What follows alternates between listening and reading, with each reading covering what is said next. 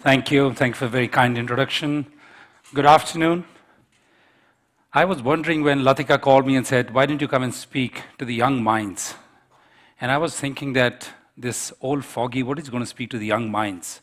World has changed so dramatically for people like me and of my generation that actually I should be sitting that side and you should be teaching me some of the ideas.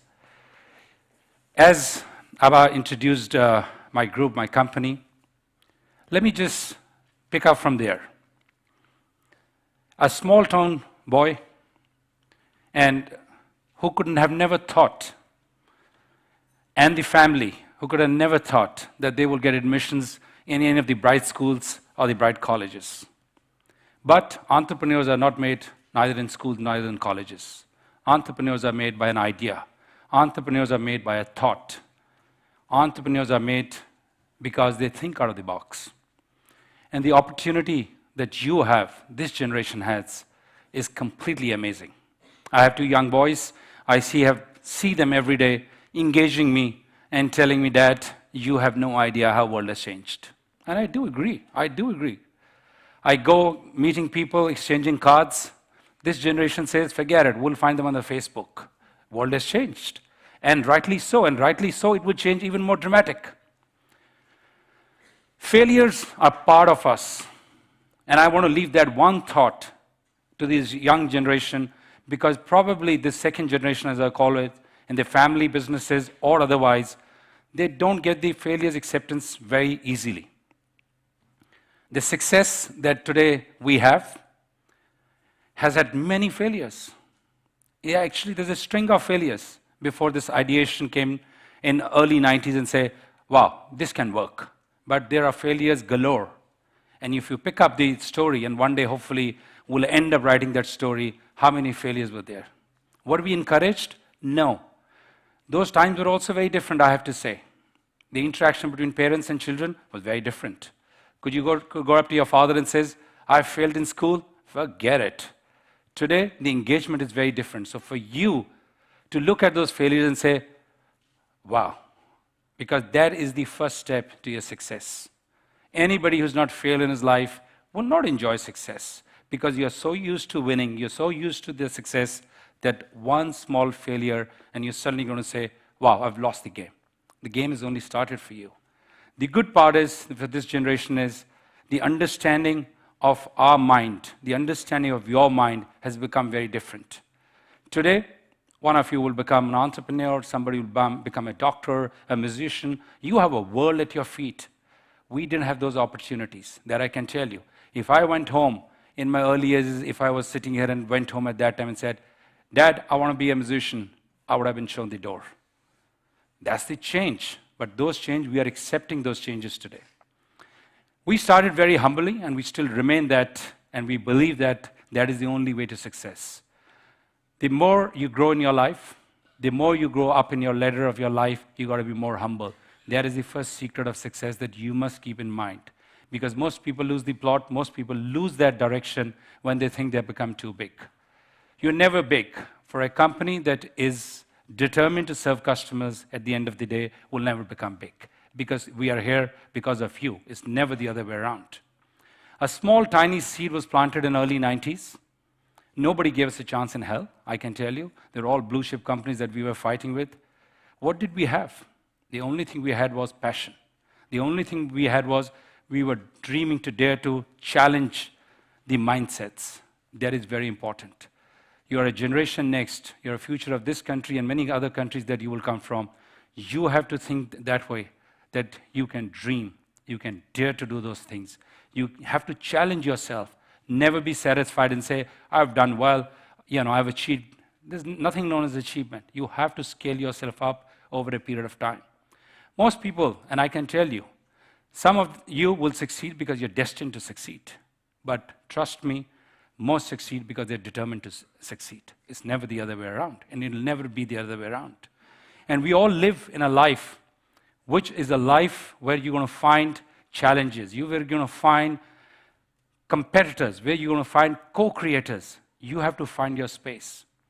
Look at the law of land. You even go to the jungle, we always say, oh, you go to the jungle, there is a king of the jungle. Trust me, that king of the jungle has to get up in the morning, run for his feet. And then there's a deer who has to run for his life. We all live in that environment. We all will have to challenge those methods of life and say, this is the way we want to go. Failures, successes will come your way. It's a given. You're bright minds here. You have a long way to go. But one thing, keep in mind, the only people who have succeeded who have worked hard.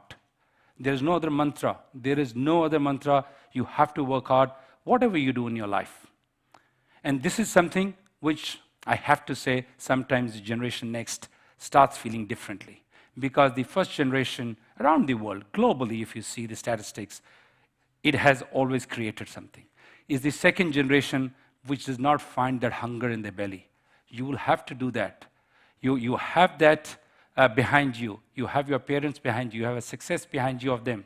You need to crave your own niche. You need to create something which is unique and which is different. And we are seeing that. I was just seeing people and speakers from all walks of life. They are here. Even the world is changing. A 15-year-old kid today is going to write applications. That's the world. That is the new generation that is talking to us. And we need to actually stop, listen, learn, adopt. It's important. Teamwork in a family business or otherwise is as important. We always see a geese formation which flies. It's a very unique formation.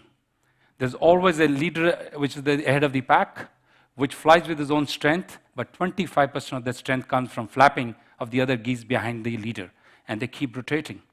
If a geese is shot, 2 geese will go down with that, be with that geese till the time either, she can fly back again or she loses her life.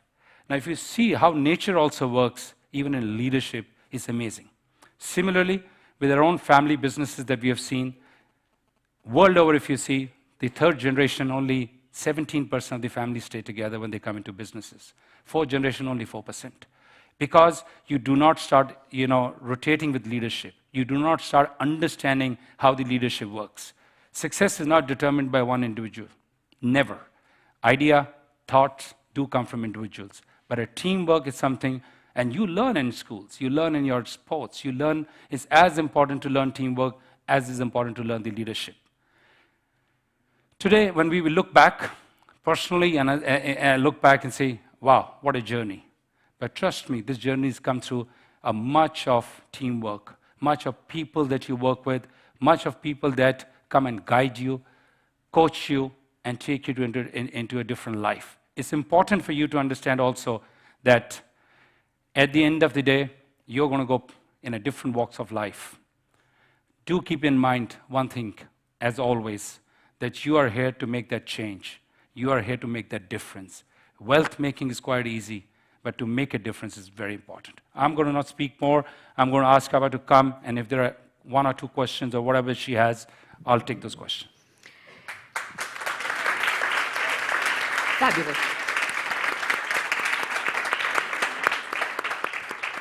Rajan, first, thank you for sharing very personal feelings. So, do you have a pertinent question, or it could be an impertinent question? I'm sure he'd be quite happy to oblige, for Mr. Rajan Bharti Mittal. And while you're thinking about it, can I ask you something? May I ask you something? Please. What you've spoken about failure. What was your darkest moment?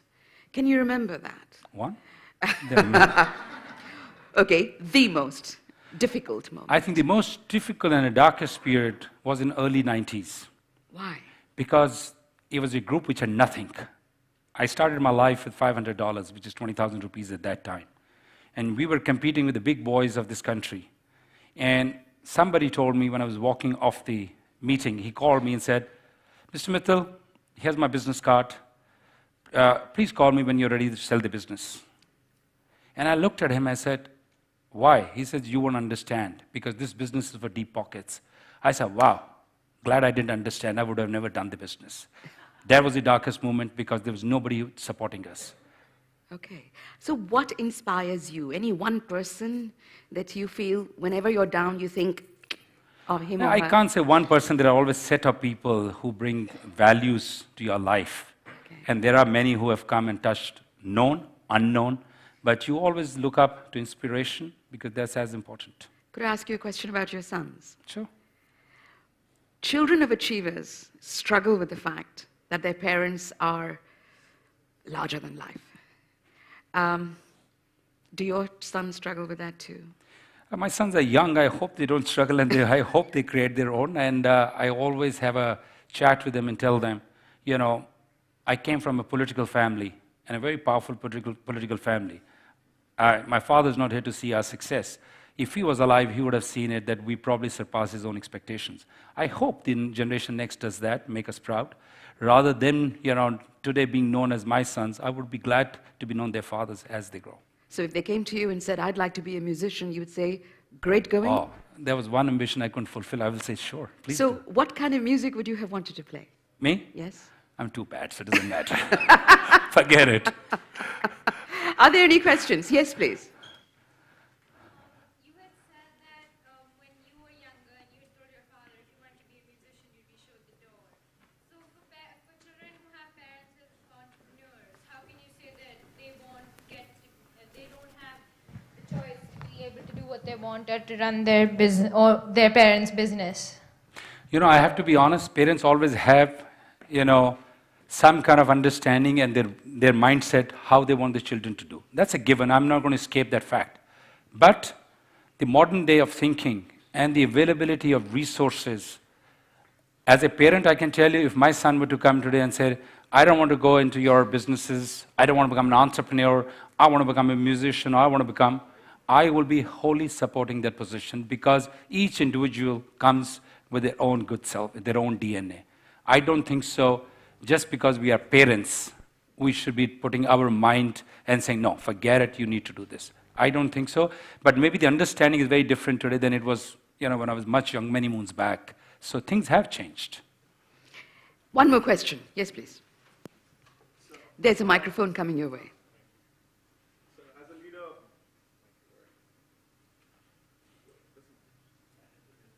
I'm sure you have a team working for you, and there's always this case of the slowest horse driving the chariot slow.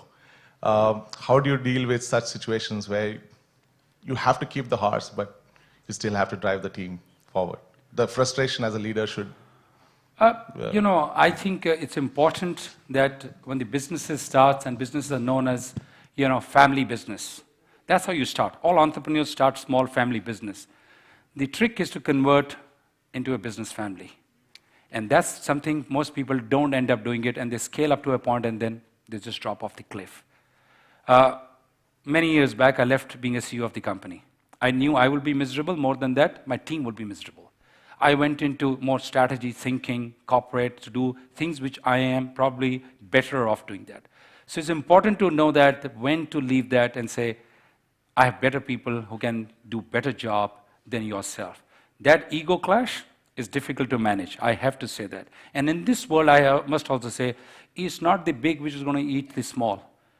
It is the fast who's going to eat the slow. So if you're in that, you're dead.